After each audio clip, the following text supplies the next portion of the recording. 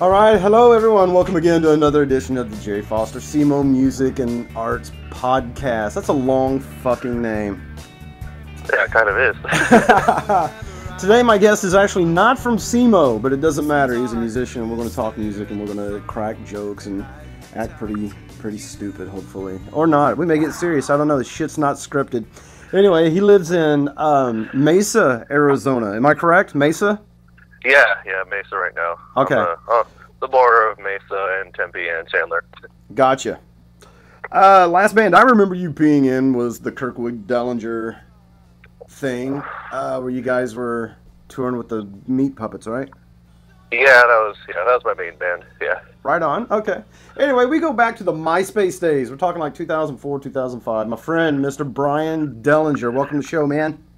Thank you for having me. I appreciate it. Oh yeah, this is great. This is really cool. We've never really bullshitted before, so this ought to be interesting. Obviously, nothing on the show is scripted. Nothing, you know. Well, a couple of years ago, one time we talked on the phone for a while when I was at my old house. Did we? And then you said you might visit here, and you're like, yeah, we should hang out. And then I don't know what happened after that, and then I think we didn't talk for a while. I'm pretty certain I got really busy with my old band, to be honest with you. I mean, I'll make a million excuses though. Well, yeah, no, I remember. Yeah, you were doing a lot of stuff with that then. So yeah, we were real busy, and God, I was trying to promote that band so much. I really did put a lot of my whatever you want to call into it, heart and soul, whatever. You know what it's like though, right? Yeah, promoting is the shitty part. I actually had a friend on here maybe about a month ago. His name's Corey. Killer guitar player. He's into like shredding, but he's also an amazing drummer.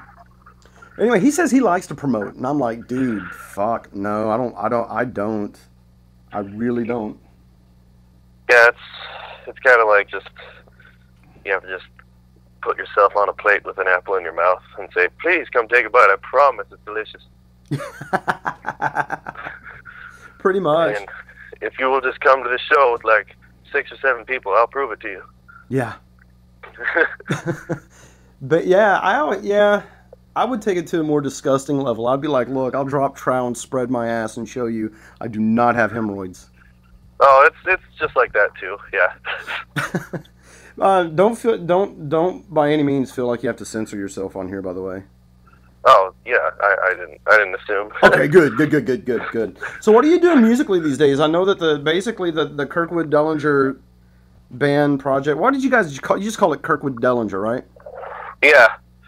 We couldn't think of anything clever. We had a bunch of different ideas, and for a while we almost called it Miniature Stallion, which that's cool too. But we were like, let's just go with something easy and everybody will know us. And then for a while we just called it KD. So that was kind of, was easier to put on flyers and stuff like that, or to, put up Facebook posts about it, and just, I don't know, it was more like a symbol instead of a band. So that was kind of cool. I understand. We did that with the Ernie Lewis band. It just became ELB. Oh, that's right. Yeah, ELB. Which then became ELO. We have a nickname for everything. That band is actually still going, by the way.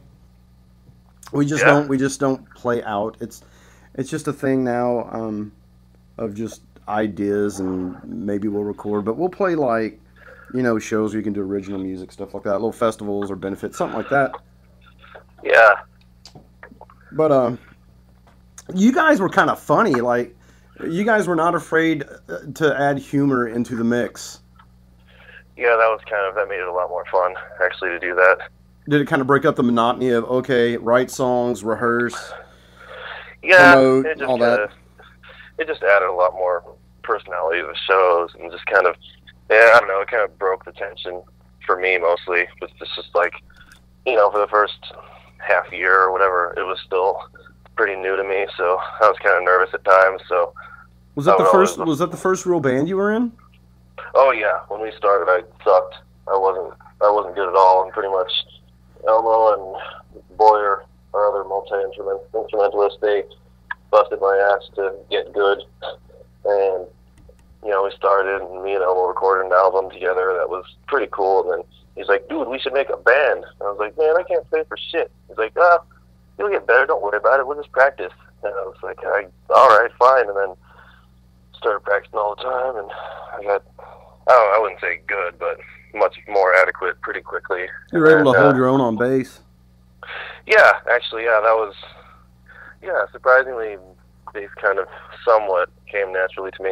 I still never learned how to do it without a pick, though, which they always made fun of me for. Because you played a pick?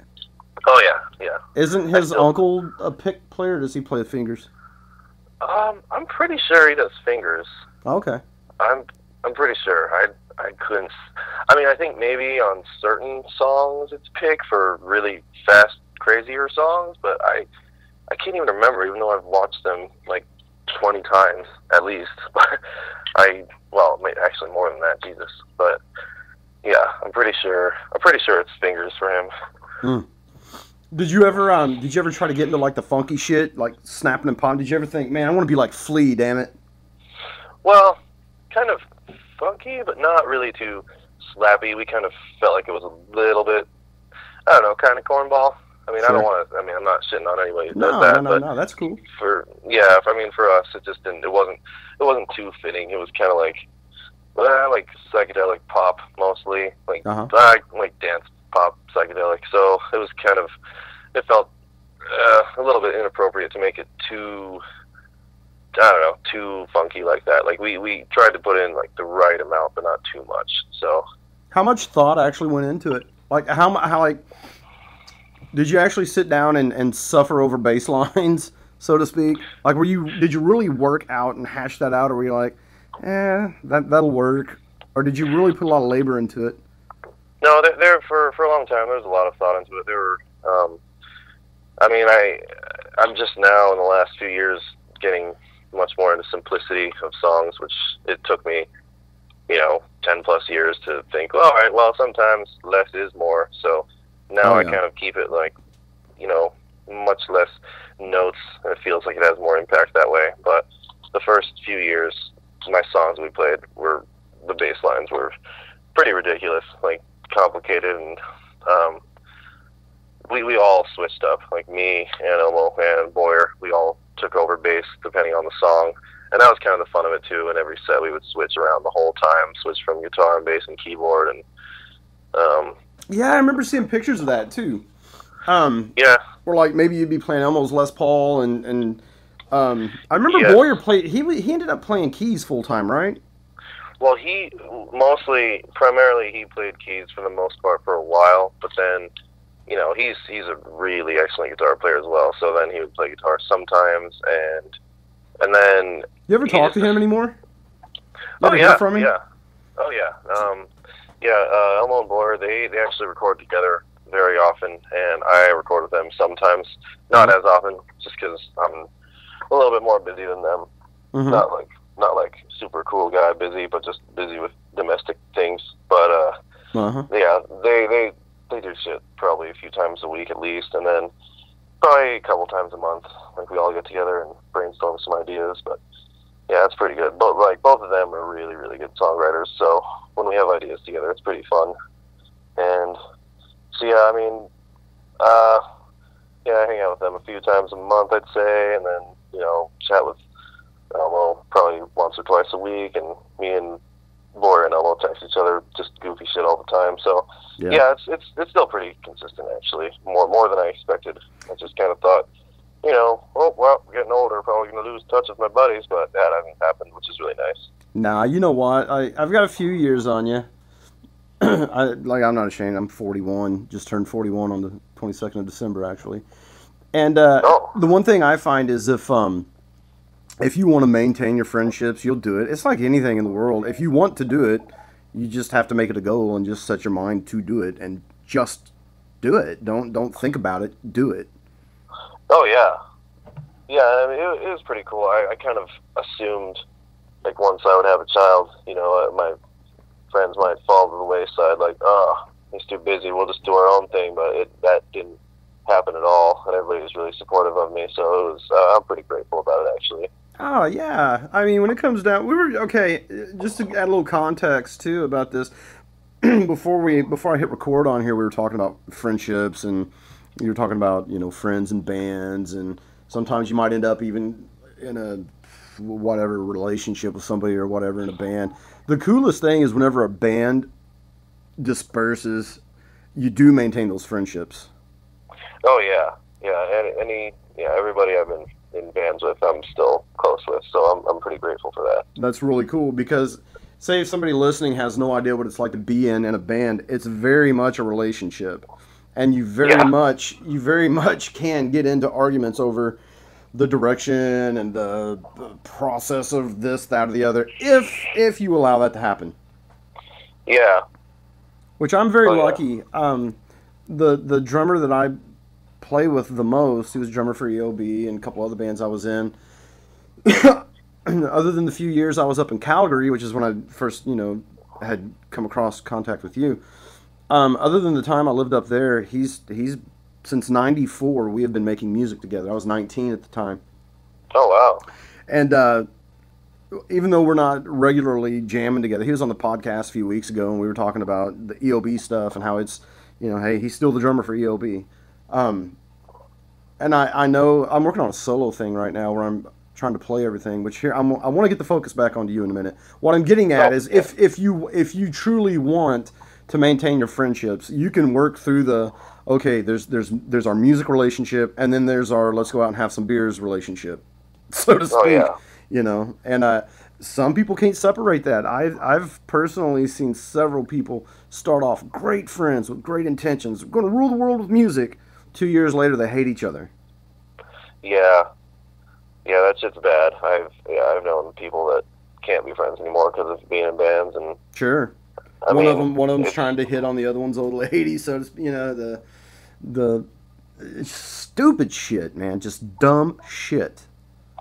yeah. I mean it's kind of it's really easy for most people to let egos get in the way, but I'm kind of grateful that that didn't really happen to me. Like when me and Elmo and Boy were playing together, we all had pretty big egos, but I don't know, it kind of helped inspire each other instead, and it was kind of like, I don't know, I wouldn't say we copied each other, but we would all take example from each other and find the things we liked, like, hey, I like how you do this, I'm going to actually also do that, and kind of went full circle, which is cool, and helped us develop a lot together, actually. And It's really weird that you say that because I remember um, even before you guys had your band, but then including when you had your band, you guys were really busy cats. I mean, you guys, if you weren't doing something as a band or playing a show, I remember all the time, especially back in the MySpace days, you and Elmo posting your own, I guess you'd call it solo music or whatever, your demos, whatever that you'd come up with. And they yeah, sounded similar to one another. There's times even your voices sounded similar, but it was almost like you guys had the same recording gear and the whole 9 yards. And maybe you did, I don't know, but it was just really uncanny that you two. It was obvious you influenced each other. It was very obvious. yeah, yeah, no, we did in lots of ways, and we did both equally have very shitty recording setups for quite a while. Yeah, yeah, you do what you got to do. I mean, Oh yeah, but it was so cool because I always had it in my head that you guys would have your band together and do something pretty cool with it just because you guys seem to be on the same level. Whereas sometimes you can get cats in. Like I was jamming with a fellow the other day, and yesterday, as a matter of fact, we sat down and wrote a song together, and he's teaching me jazz shit that I'm not real familiar with. And I'm mm, glad to be getting into learning modes and scales and understanding what makes a chord a ninth and a 13th and all that shit. I dig that. I'm at a place now musically where it's like, all right, I don't want to get stale.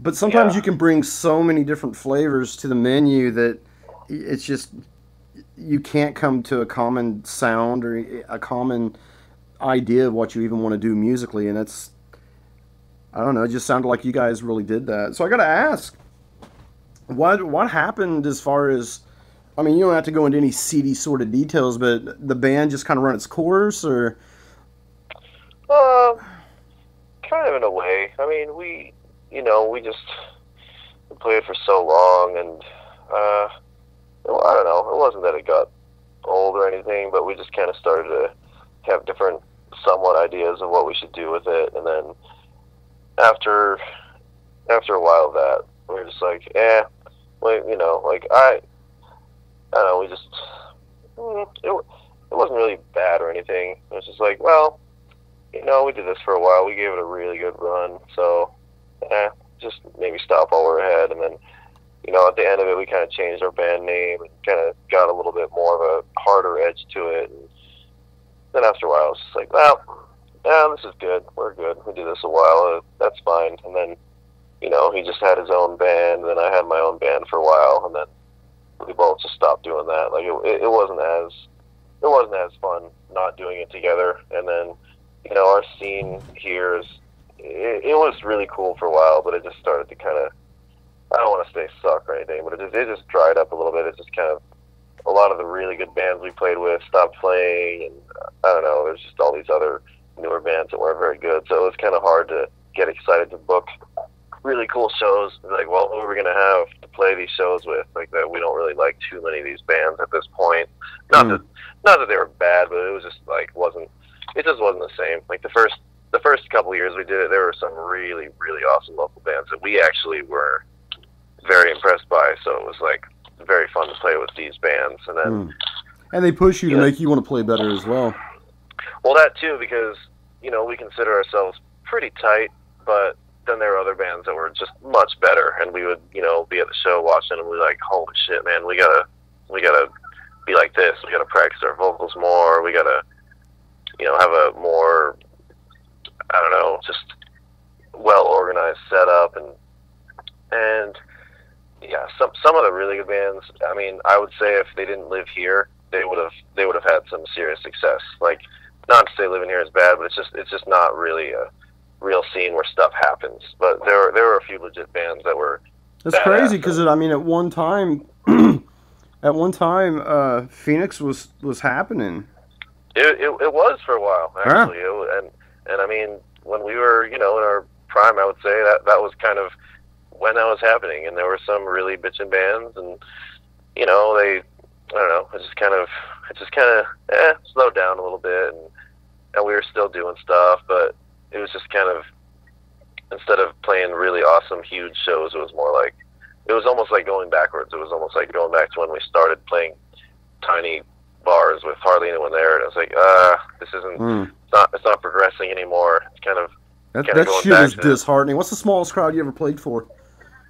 Oh Jesus, no, that's like embarrassing. I'd say the smallest crowd is like a bartender and then the promoter who set up the show. Like, honestly, it's some of the worst ones were like that, but the really, really good shows made those lame times kind of worth it. So, I mean, there were. Did you have the lame shows first and then the bigger shows?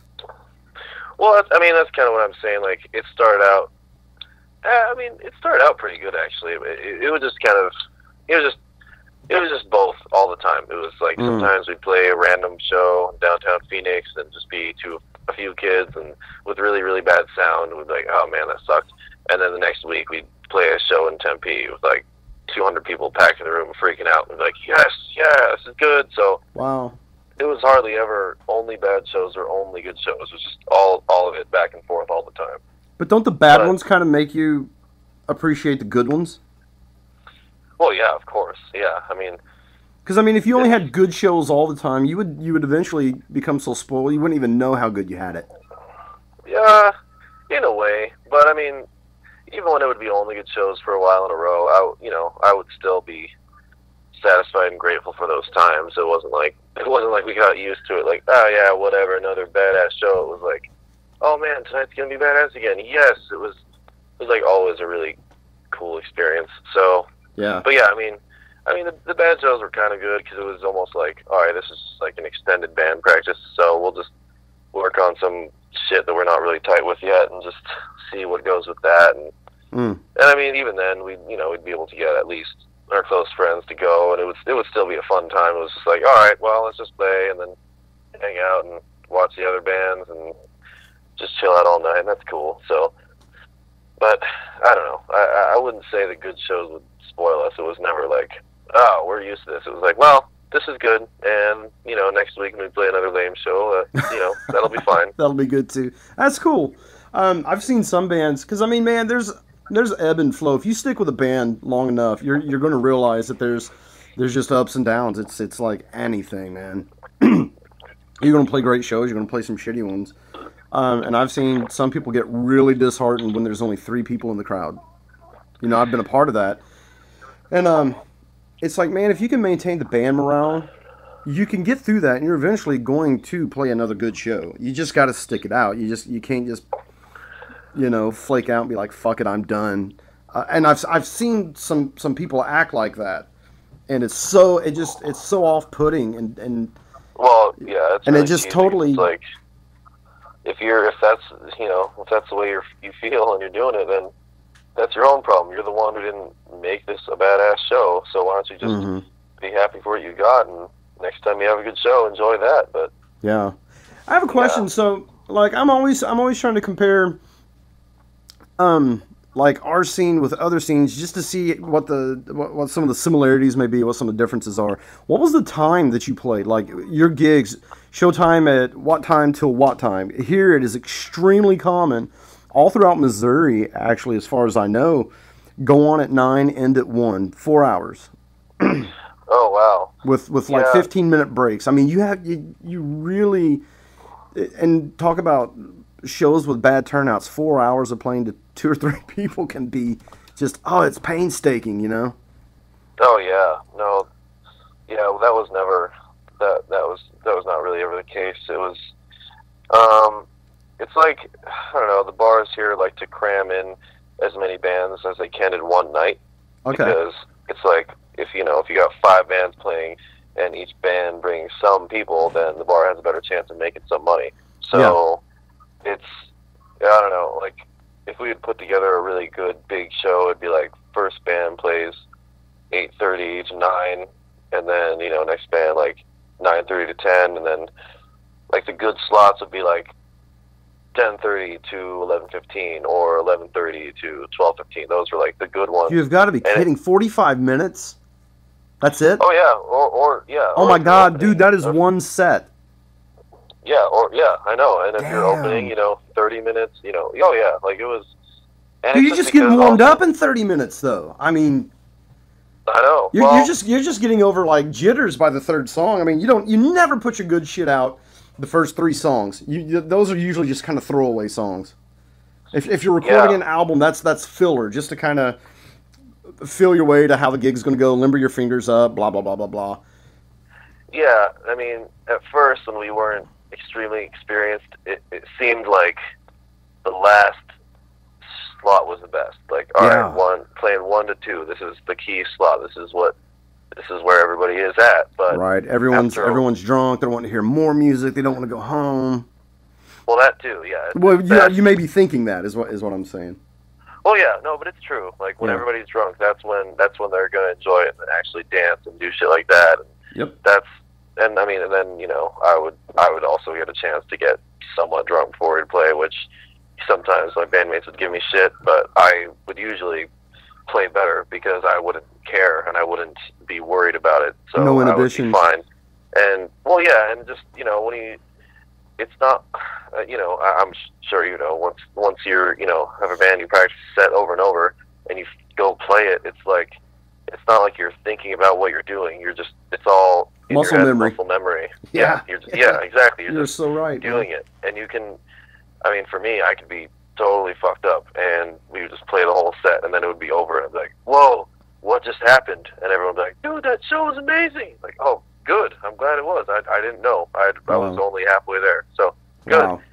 But see, that's actually one of the reasons why I quit drinking. Yeah, I felt like it was.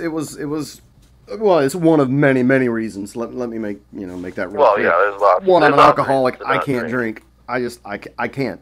If I do, it's just bad. But I would think, man, I'm cheating people out of the best musicianship I can give them too. Because around here there's a cover charge. Do they have cover charges there? Yeah, it depends on the place. Yeah. Our favorite place we played for the most part was the Yucca Tap Room, and they did not have a cover. So there was a lot more incentive to get people to come. Like, hey, just come, it's free to get in, just buy yourself booze.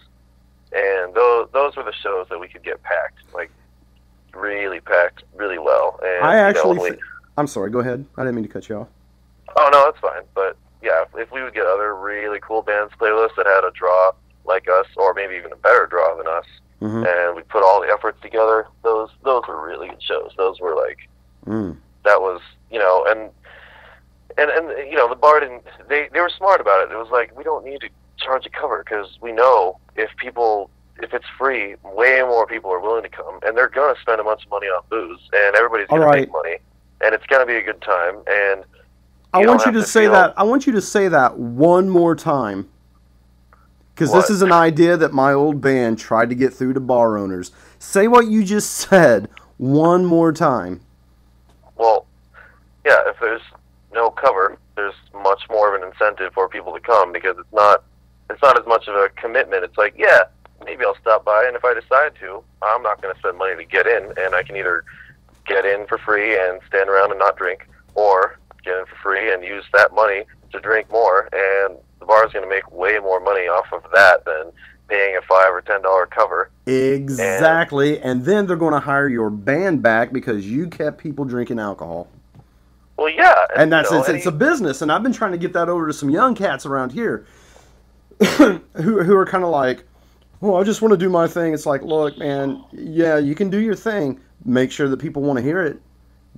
Yeah, and I mean, it's like, yeah, if the bar is cool and they're going to give, basically, they'll just give you a percentage of the money they make from alcohol if you bring a lot of the people. So if you don't force people to pay a cover, in the end, there's really honestly going to be more money, because more people are going to go, and they're going to spend, you know, it's like, I don't want to spend $5 on a cover, but I will spend $40 on drinks. Cool. Yep.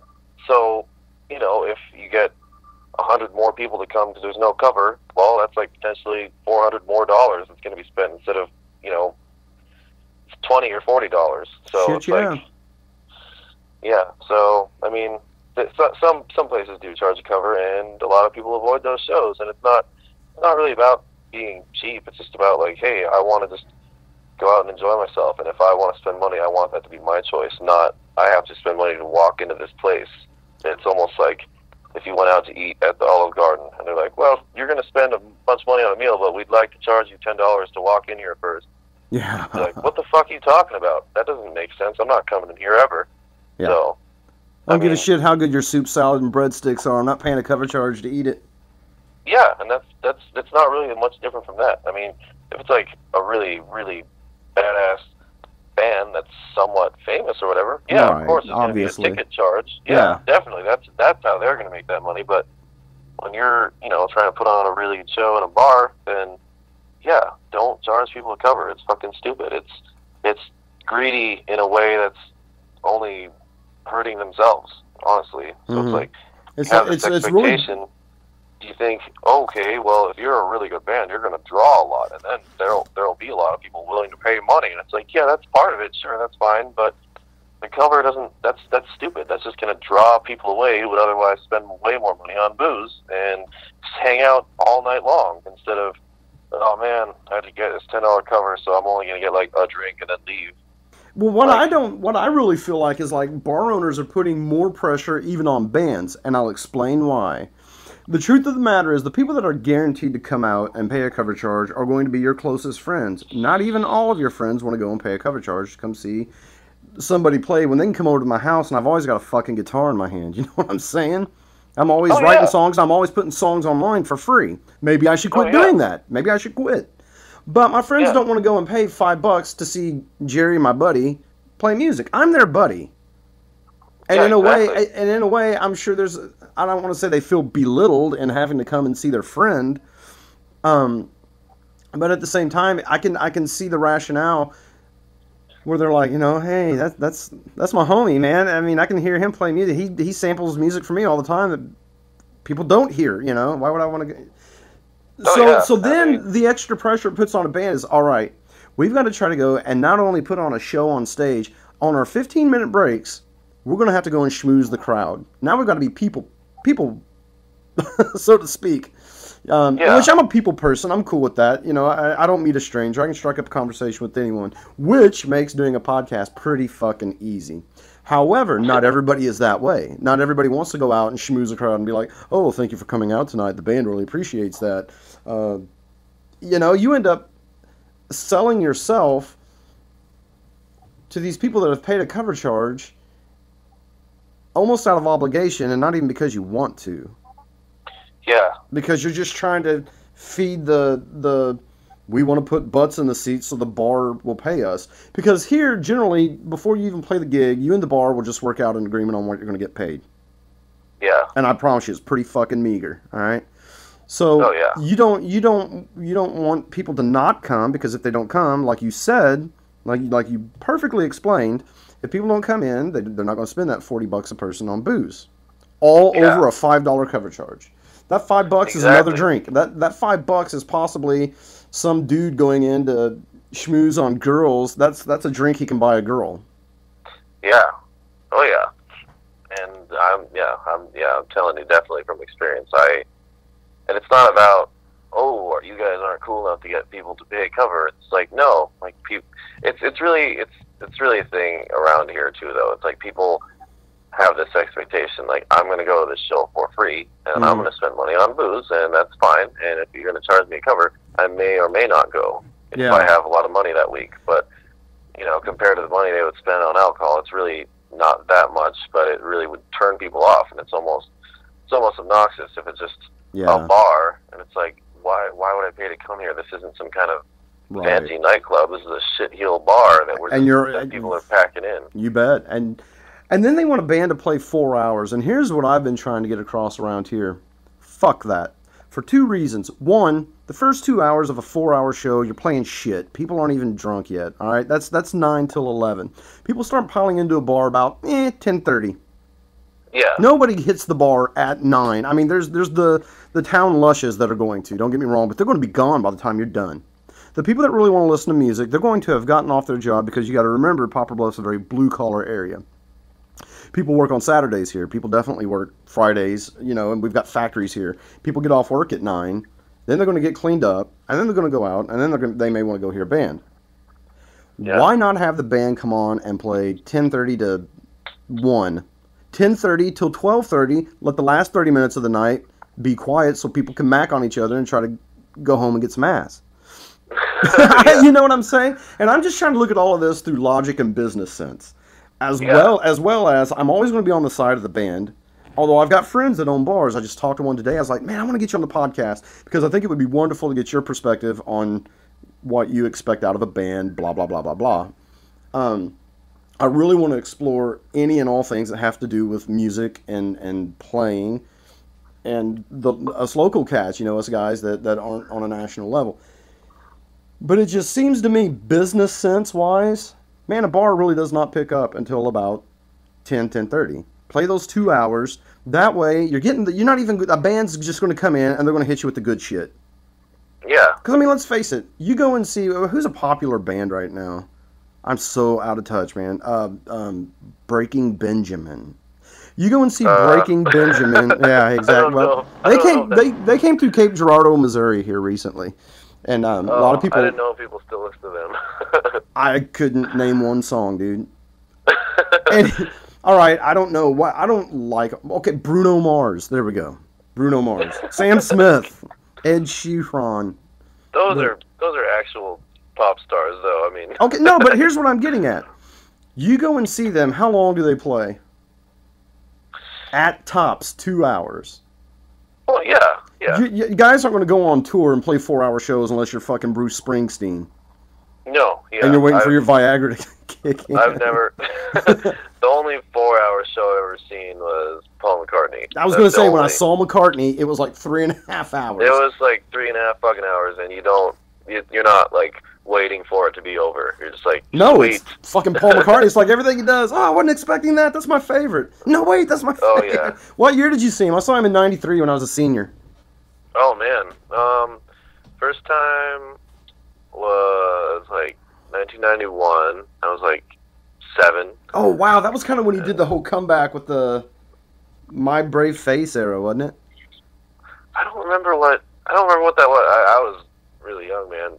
Just my dad always been obsessed with him, and then he was like, "Hey, I got us tickets for ball," and then we went to Sun Devil Stadium where the Cardinals used to play. Yep. You know where they came from, right? The Cardinals. Oh yeah, I know, St. Louis. Yeah. I think, right? Yeah. We just lost the Rams today. I don't know if you're into sports, man. But some people, most of us, are not butthurt. Yeah. LA can have them back. Yeah. They're fucking terrible, man. That was the first time, and then again in 2005 when he had his album Chaos and Creation in the Backyard, which is actually a really good album for an old man to make. Did you see his Chaos and Creation at Abbey Road Studio special? I did, actually. Yeah, that's pretty. I did see that. That's cool, man. Oh yeah, no, that was really cool. So that show was badass, and then he played, I'd say, about 3.5 hours, and we were just like, holy shit. And then just, like when my son was, I don't know, a few months old, I'd say fall of 2014. Yeah, that was the last time me and my family and my ex-girlfriend, we all went and saw him there. And was that the new tour when he put that new album out? I think it was that one. I'm pretty sure. Yeah. And the one you saw, that was the back in the U.S. tour? That's right. Yeah, the one before.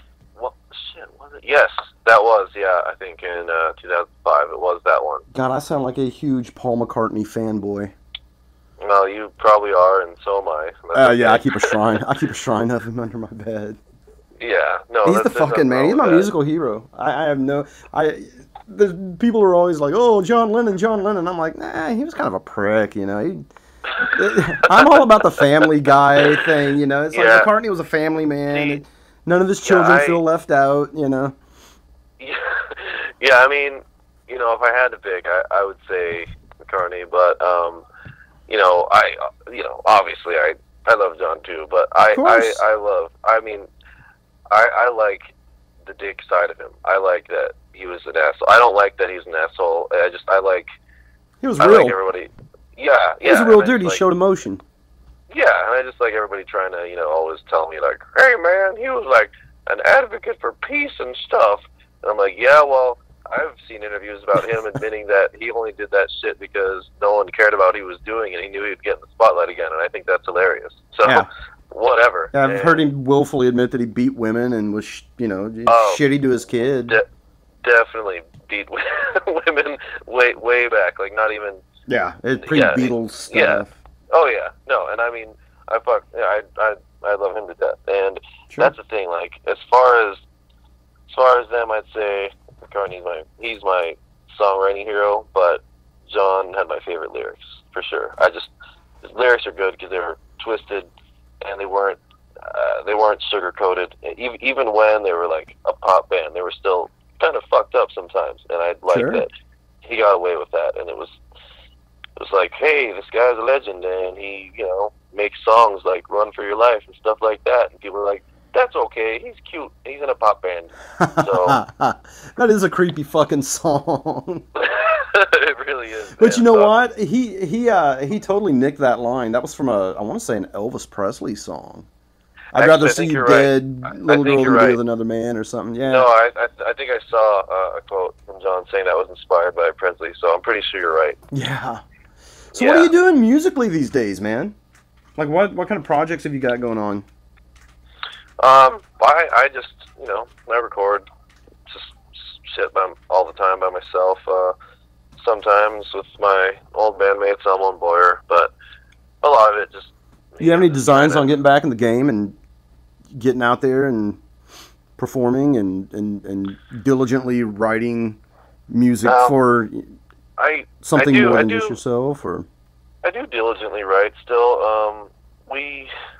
I don't know, there's a couple local bar owners who have kind of propositioned us, like, hey man, we gotta have a KD reunion show, let's have it here.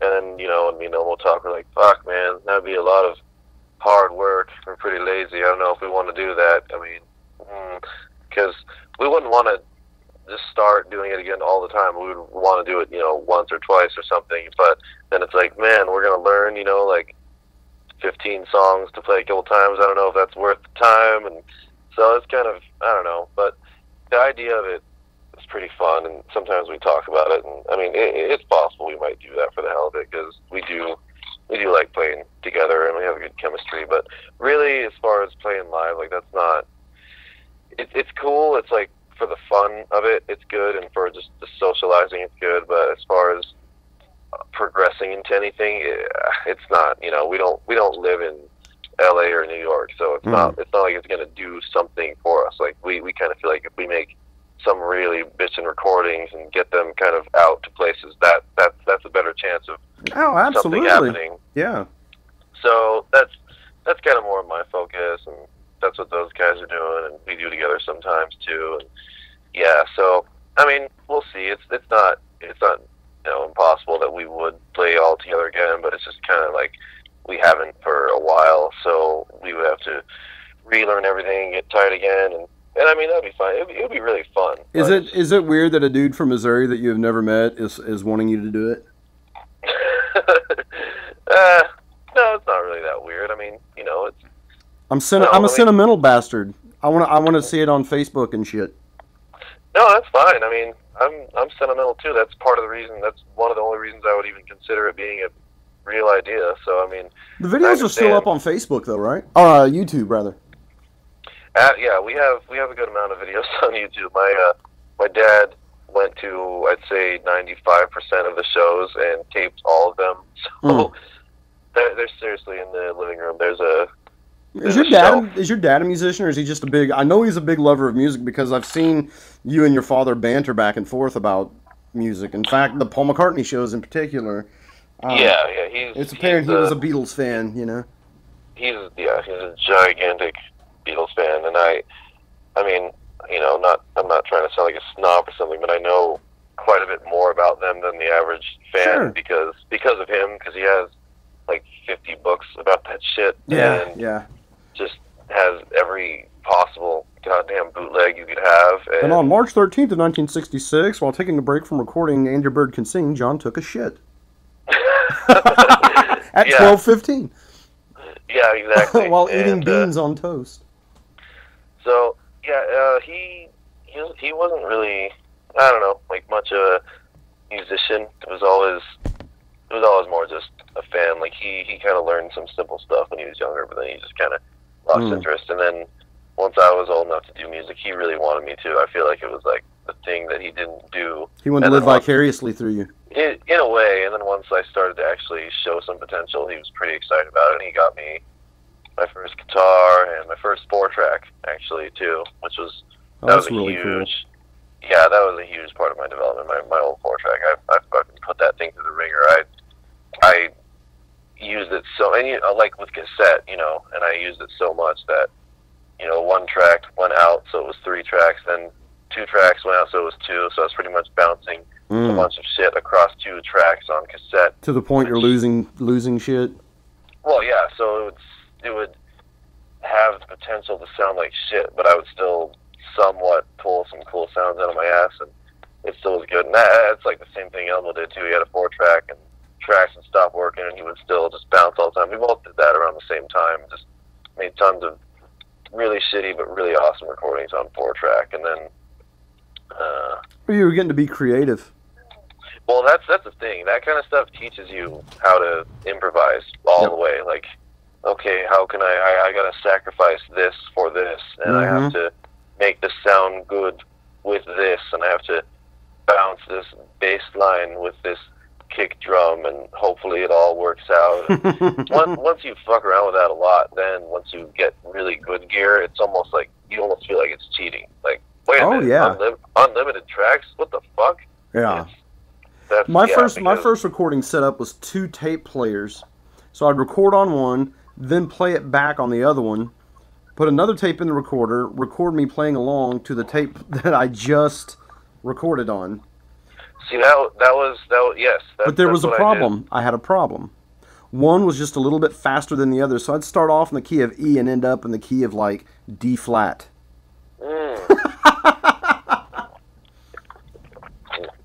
Yeah, that's hilarious. Yeah, that's especially when I first started attempting recording, and my dad noticed, and he would see me putting up little boom boxes up to each other, and he was just like, have you ever thought of using a 4-track? I was like, no, I don't know, whatever.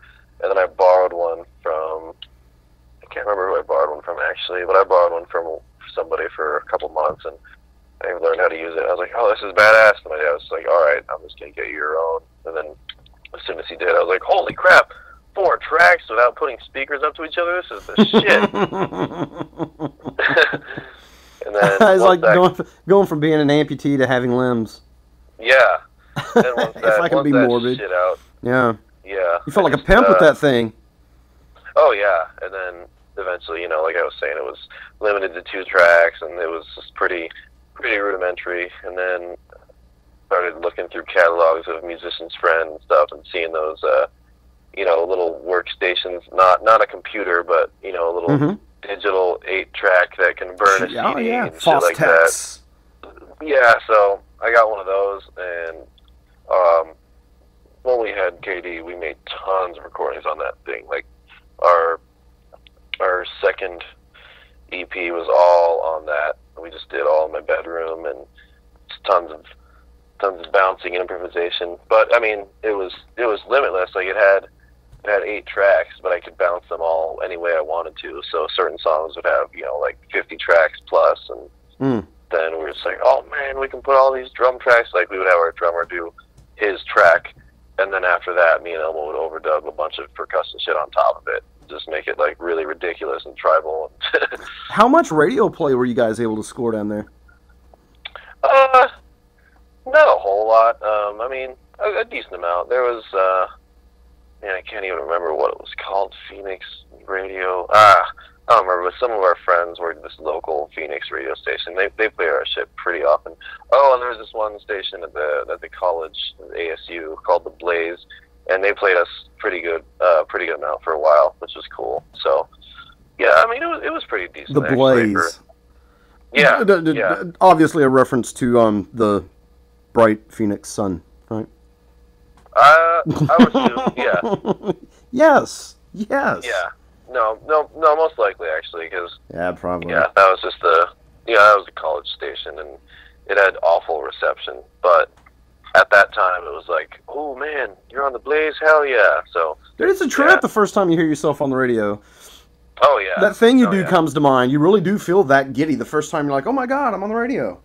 Yeah, I mean, it's kind of like that. Maybe not fully to that extent, but pretty similar. I mean, yeah, not quite that corny, but it's more like a holy shit. No, it's I don't even mean corny. I just mean like they were like in that movie they're like a real actual famous pop band. So that's all I mean. Like, I'm thinking about when they're not famous yet and they hear the song, that thing you do, being played by the local radio guy. Oh yeah, but then like. And then later on they get famous. But no, they're still in dude's working for his dad at the TV or radio thing or I can't remember what it is. He's turning on all the radios and they're like, oh, we're on the radio. Yeah, no, I haven't seen that since it came out. Actually, I kind of want to see it again. My buddy did. So I was like, dude, that thing you do, you got to check it out. It's badass. I'm like, yeah, it's been a while. Man, I got to tell you a story. We got about 5 minutes left here. Just, do you know how close I was to coming out and visiting you guys back when I lived in Canada? Oh, wow. I'll give you a quick story. It's weird. Somehow, Ruth, Elmo's uncle's girlfriend, and I... Oh, yeah. We used to talk all the time on the phone, and we talk about music, and I was doing, rockabilly and country stuff all the time, and she was like, hey, I play upright bass. I was like, that's cool. And I still talk to her every now and again. And she was like, I've got this idea of doing a tour on Amtrak. I'm like, hey, that's pretty. That sounds pretty smart. So I sent her some music that I was making up there, and her and Chris, I guess, had talked and was like, you should play music with this guy, or at least try to get together and meet up and jam. So her parents had this little guest house or something, I guess, or something. Fuck, I don't know, an apartment maybe. I don't know. So she was like, yeah, you should do that. Well, my wife at the time surprised me with a plane ticket. So I had the plane ticket. This was around 2006. early part, because I moved back to the States in that summer of '06. And I was going to go down there, and at the last second, she's like, man, my folks, being that they don't know you, they're not real comfortable with you coming and staying there. And I was like, fuck. Ripped my ticket up and just said, all right, we'll forget that. I was real close, though, to coming. I was wanting to jam with you guys. Yeah. I was wanting to come down and just visit, hang out, and talk music. I'm always, interested in talking with, musically minded people. It's just one of those things. When you're a musician, it's just become an obsession almost, Oh, yeah. But, yeah, I was real close. I still want to get my ass out there, though, just to... So we can finally shake hands. Hey, how you doing? It's really weird because I'm telling you, man, Elmo was literally like 3 minutes from my house. I was like, dude, if you can stop and pull over right now, I will meet you. He's like, I can't, man. I got to be in St. Louis, blah, blah, blah. I'm like, all right, whatever, dude. But, I'm going to try to make that happen. I need to quit talking about it and just do it. Oh, yeah. Get out there and... you should come out here. Definitely a much different climate. But as far as... And, I've got family in Phoenix. Oh, yeah. I could actually go and stay with them and then meet up with you, or whatever the case may be, meet up with you guys.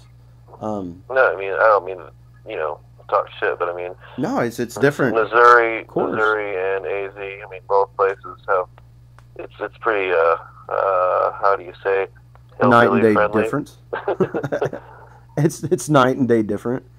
And then there was another time I could have met you guys if you'd gone to Sky Harbor when I was flying down to Mexico. Sky Harbor, that's not far from us. No, and I flew in there and I had like a 2-hour layover. Oh, yeah, that's only like 3 miles from Elmo's house. Yeah, well, at the time, they didn't have all this smartphone bullshit. Oh, right, yeah. So it wasn't like, and I don't think I had anybody's phone number but Ruth's. But I didn't have a cell phone at the time. I just didn't have one in 2004. Yeah. So yeah, we had a layover in Sky Harbor. I was like, fuck, man, I wish I had a way to get a hold of these guys. Just come by and hang out, make the airport. We were honeymooning down in Puerto Vallarta. And, yeah. So I was actually in your backyard, and I was really amazed. Flying into Phoenix, it's almost like there's 2 cities divided by like just a little, maybe a highway or something, and then it's like more big buildings, skyscrapers, whatever. It was really weird. I just remember thinking that in my head. Huh. And then I was talking to Chris on the phone once, and I was telling him that. I was like, hey, man, I was just in your neck of the woods. And I said, the thing that really got me, because Ruth was telling me he had this thing for city skylines, and I do too. It's really weird. I would like to be able to know what city I'm in by the skyline. But I just thought it was really cool flying into Phoenix. It looked like 2 cities, like maybe the city had moved over literally quarter of a mile and then started rebuilding. From the sky, it looked like that to me anyway. So I don't know. Those are my Phoenix stories, man.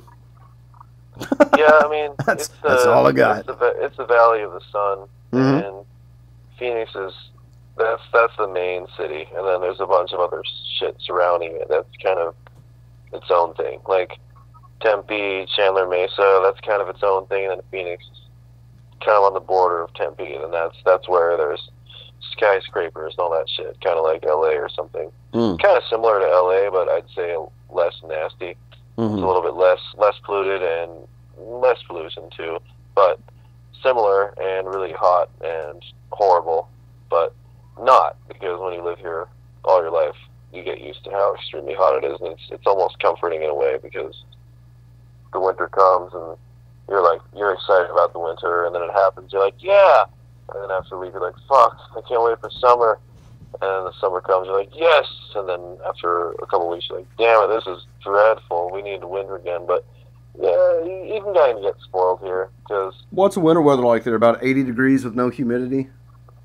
No, it gets cold. Like you literally need to wear a jacket or a hoodie or something? Oh, yeah, no, it's cold as hell. Like, at my job now, when I go outside for a smoke break, I need to wear my jacket. I'm usually shivering and usually trying to with the wind. But that's because that's what I'm used to. Like, when it's in the mid-50s, I'm shivering my balls off. But it's nothing like other places where it's, 0 degrees or something. But, yeah, no, it gets cool. It's not. But then certain days, like on the weekend, was it? Yeah, like I think Sunday. I can't remember. But yeah, Saturday or Sunday, it was warm out during the day, and everybody's like, "Oh, we don't need a jacket, cool." But it's really temperamental. Like one day it's warm and nice, and the next day it's icy and there's frost on the windshield. You're like, "What the fuck?" And then it's cold all day, and even with the sun shining down on you, it's cold. And it's almost like Missouri weather. Literally, where I live in Missouri, only we've got crazy humidity, right? I mean, fucking insane humidity. We don't have too much humidity. We do have a lot of it during the summer. During the summer, it's humid as hell, and because there are lots of storms and there are monsoons, so it is humid a lot. And then it'll even stretch out through the fall where it's humid. But the winter is often that's just dry cold. It's just dry cold air. And wow. It's pretty nice, though. I mean, it can get humid, but definitely not as bad as other places. But people are always like, Arizona, that's a dry heat. And in a way it is, but not. That's just not. It's not the way it is by definition. I mean, because we get the storms during the summer. So when it's hot, it's kind of humid usually. Yeah. But now we've been dipping down into the 20s at night here. So there's been ice on the windshields in the morning, but then it goes up to like 60 degrees. I mean, it's just fucking ridiculous. That's not too bad, actually. That's not as bad as some places, but no, it's not like Death Valley or whatever, where's that place out in California, 100 degrees at night and 10 degrees at night and 100 in the middays. Oh yeah, sunshine or whatever. No, it's not like that. That's the other thing that's cool though. It's like we're right here. It's hot as hell, but just up north, like 2 hours away, it's like a winter wonderland. Like if you go up to Flagstaff or Payson, it's like if you're in the forest in the Midwest or the East Coast. It gets cold as hell. There's snow, and it can get to like 10 degrees. It's cool because it's seriously like a 2-hour drive, and you're in a completely different climate as soon as you go. Yeah, Ruth was actually telling me about that. Oh yeah, no, that's the cool thing. Like it's like, hey, you want to feel some winter? Just go to Flagstaff, and it's cold as fuck and snowing, and you can freeze all night long, and then you get tired of it, come back down here, and it's warm. So that's a trip. Like within I don't know 100 miles, there's a gigantic difference, and that's pretty cool. I like that. It's like, hey, let's go camping, guys. We're going to drive an hour and a half, and it's going to be a completely different setting, and we'll be there for a couple of days. Then we're tired of it. We'll come back home. And that's pretty cool, because a lot of states, it's like the same weather the whole state. But here, we have a good, and then if we just drive south a few hours, we're in Mexico. So it's pretty nice, actually. I do like it, and growing up here is not bad at all. That's cool. Minus the flooding, because we flood like crazy. I don't know if it made news in Arizona. Oh, yeah. Okay, yeah. I'm sure. Dude, we are always like getting floods here, whether it's flash floods or big, deep, long-lasting floods. Just flood, fucking floods. Where I live in particular actually used to be a swamp, and then they irrigated all that out, and then they discovered that it made amazing farmland. Oh, cool. So the government came in this town called Sikeston, Missouri, which is about 60 miles from here.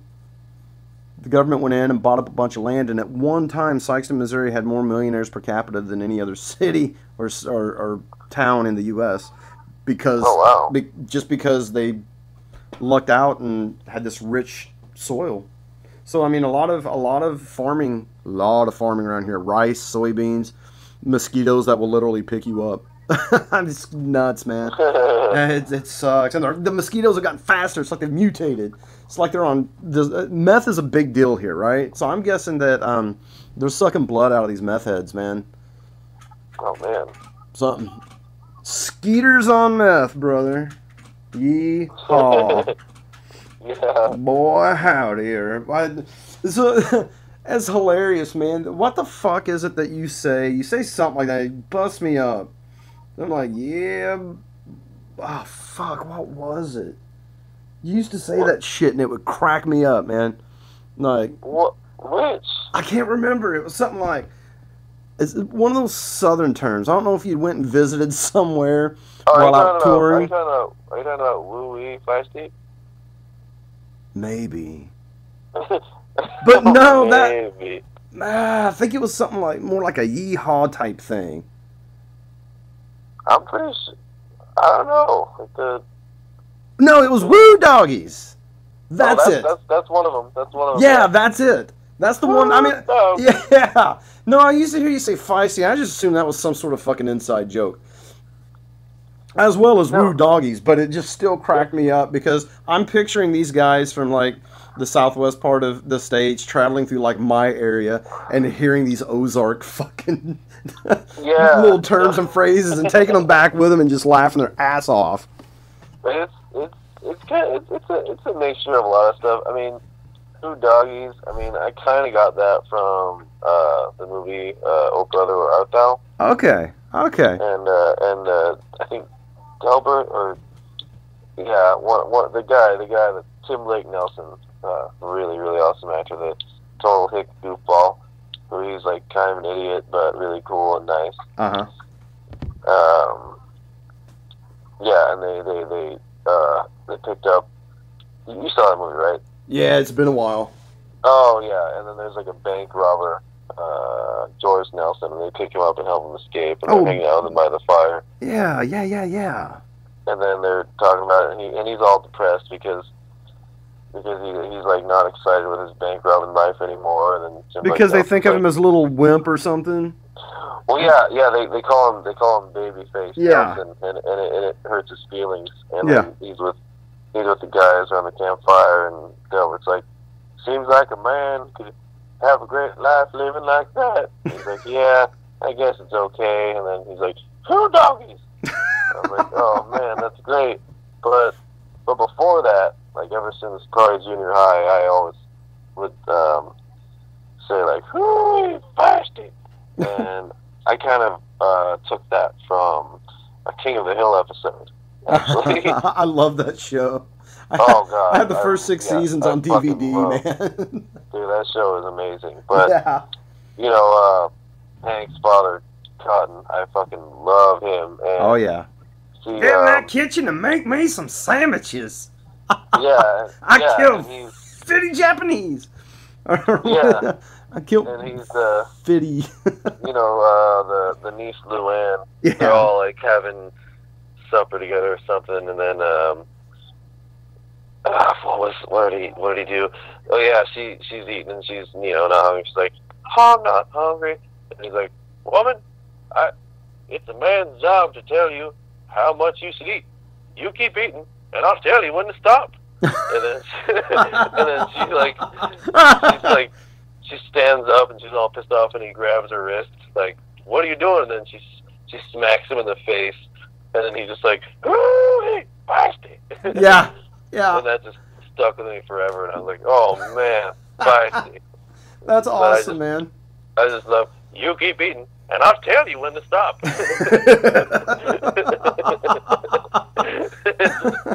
I was like 12 when I saw that. I was like, that's amazing. That's the greatest thing I've ever seen. It seriously changed my life. Like, to this day, I'm still like, woo, feisty. Oh, yeah. Dude, I still say Shaka Khan, and everyone, I changed my name on Facebook to Jerry Shaka Khan. Oh, yeah. And I got it from The Wedding Singer. Oh, yeah. When dude's like, what's he singing? Yo, yes, it's late. John Lovett says it's ladies' night. Oh, what a night. Shaka Khan. And it has just stuck with me, man. So, yeah. John Lovett. Yeah, I made up this game where you had to say the words Shaka Khan before you say the word the, and if you didn't, you got thumped in the nuts. So, I know, a terrible, stupid shit you come up with when you're high. I mean, you just do that stupid shit I did when I smoked pot. I'd make goofy faces in the mirror, and I'm pretty certain that Jim Carrey probably was inspired by marijuana. Some of those probably, faces. Yeah. Well, man, listen, I want to end it on that note. We've, man, I appreciate you doing this show. This is the first time I've really went outside of the SEMO thing, and it's really cool to get the perspective of music from other people as well, and just kind of, you know, swapping stories about what music life is somewhere else, just so that my SEMO friends kind of even have an idea of how good we have it here. Because I mean, we've got a good scene, man. We've got a local radio station that pumps out 100,000 watts, which is the most allowable by law.